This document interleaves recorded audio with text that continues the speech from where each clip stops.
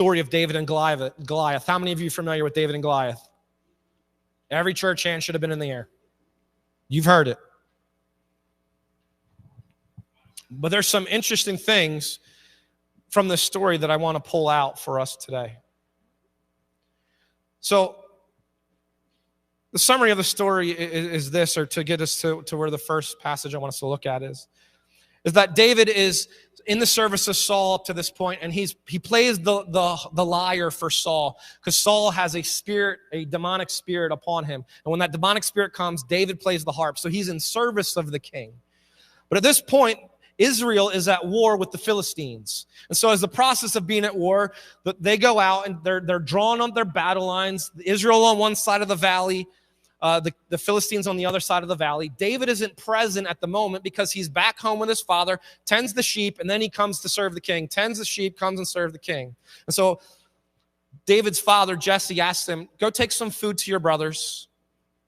And so this is his first time within a 40-day window that he gets to see what's going on with the children of Israel and these Philistines.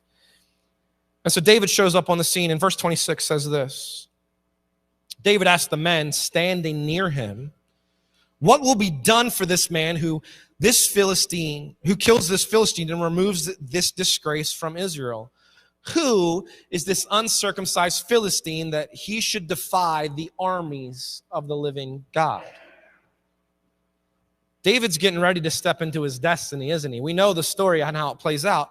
But here, as he's coming in, what's been happening this whole time is Goliath would come down and say, who would fight me? And if that man wins, we'll be slaves. But if I win, you'll be slaves. And this challenge and this taunt has been going on for 40 days. Verse 16 tells us so. It says, for 40 days, the Philistine came forward every morning and evening and took his stand. So Goliath is coming against him. And David hears Goliath speaking. He says, what's this guy about? What's he doing? Who is this uncircumcised Philistine that should defy the armies of the living God? What is David doing? David's challenging the status quo. See, sometimes we have to do that, right? There's been 40 days of this exchange, and everybody's standing around going, well, the guy who kills Goliath is going to be rewarded. And awkwardly standing there staring at each other. Then probably the next day, well, the guy who kills Goliath is going to be rewarded. And they stand and stare at each other. And it's like, yeah, okay. See, David, in that 40-day window, shows up once. Here's the challenge. He says, who's this guy?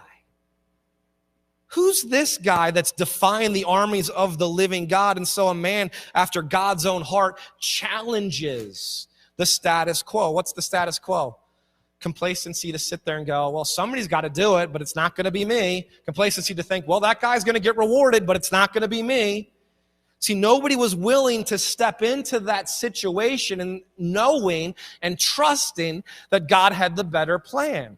David shows up once, the youngest son of Jesse, and says, you know what? Who's this guy? Challenging the status quo. What does David know? Israel is our God's chosen people.